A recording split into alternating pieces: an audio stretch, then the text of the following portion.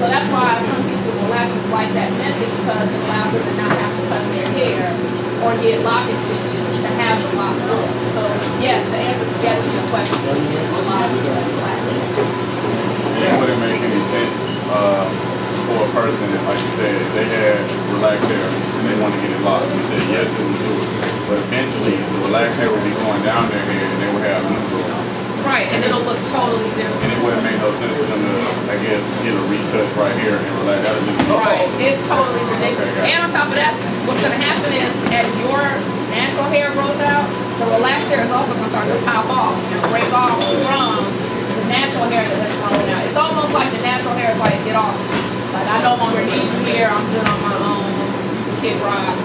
I'm popping you off. So that's what's going to happen in the process of you going natural if you try to keep the relaxed hair on.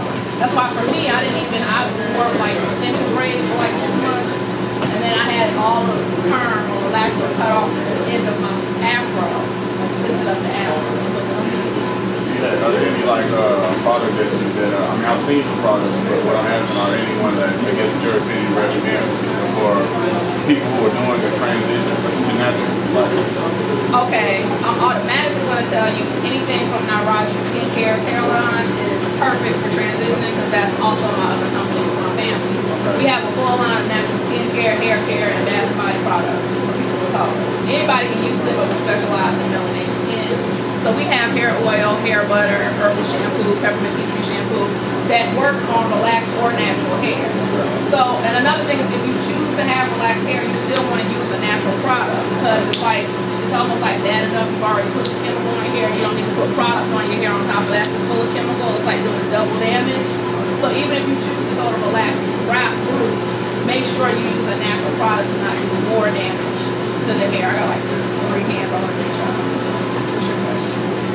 I was going to ask about lock reattachment. Lock reattachment, that's a good question.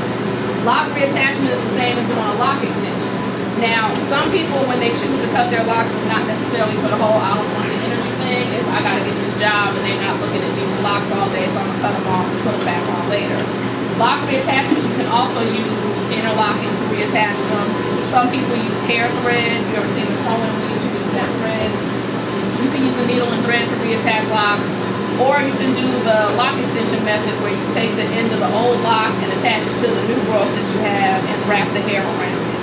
So there's 3 different ways you can do lock reattachment, but it can be done. Like if you decide, okay, I want to put my locks back on and I don't want to start from scratch. Excuse me, when you cut them off, save them in a bag of some sort, and then you can reattach them later. I mean, some girls reattach their weave. They'll take the weave out, wash it, brush it, put the weave back in, it's the same with locks. You can reattach them. So. Yeah, I want to ask you 2 questions. Was when you do the comb out lock method, what condition does it leave the hair in? When you do the comb out lock method, your hair is going to be somewhat damaged because you sat there and picked it, you stretched it, and all of that. But that's why a lot of stylists tend to put the conditioner in while they do it, because they want to have as little damage as possible. Because if you dry pick out hair, of course it's going to tear it apart. So that's why they use the conditioner to keep the hair as healthy as possible during that process. But there is going to be some damage. You're going to need your ends trimmed. You're going to need a full redo on your hair after this. We don't, you know, like say Caucasian hair. We say like thin, straight hair.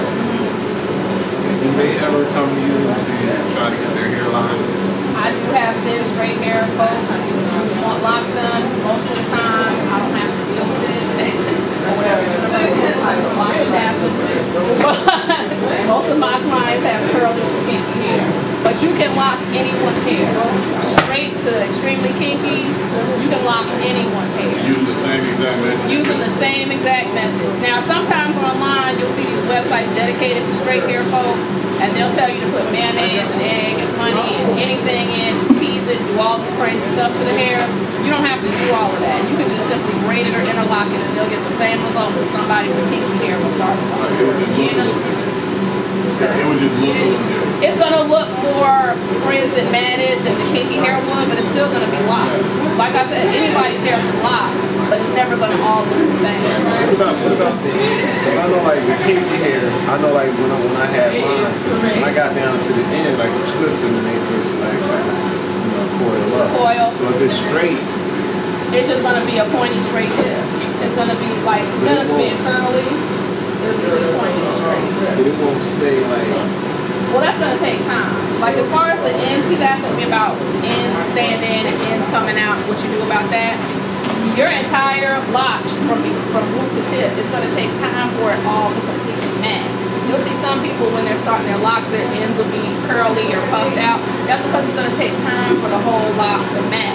Like even when I trim my own hair, some of the ends are gonna be curly because I've cut a fresh, batch of hair at the end. So it's gonna take time for it to mat. Some people, like I said, slather gel or some kind of other adhesive to make the tip stay, but you shouldn't even be worried about if the tip is staying, if you're worried about natural hair. Like, that's why I was saying some people have natural hair, but they still have a relaxed hair mentality. Trying to keep every strand. Yeah, and that's like defeating the purpose of having natural hair. So, are there any more questions?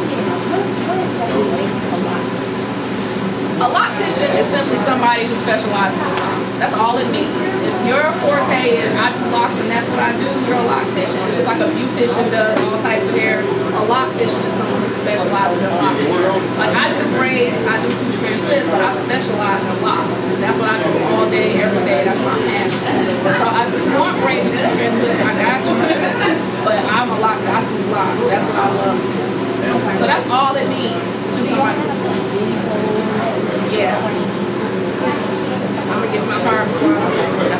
I got a round night in the show. No, I'm glad you stopped by, even though this is your class. I have a question. Just say for that head right there, I look for the service people.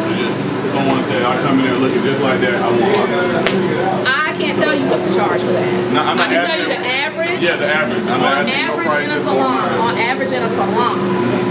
If you come in with this much hair and you want to start locks, if you want interlocking done, they're going to start at $125. Okay, got it. And it's going to go up from there depending on how fruitful the salon is, or if that person needs to pay their car note that week or whatever. Because one thing about salons, unfortunately, all of them don't post their prices. Right. So you'll walk in and depending on what she needs to pay that week, that's how much your hair will cost. Okay, so you just have to keep that in mind. I'm one of those people, my fees stay the same no matter what. Right. You're going to know what you're getting charged for. I don't charge by length either. Good business practice. Right. Some stylists, they charge on how long your hair is, which I also think is ridiculous because you're really only doing the roots of the person's hair once their hair is locked.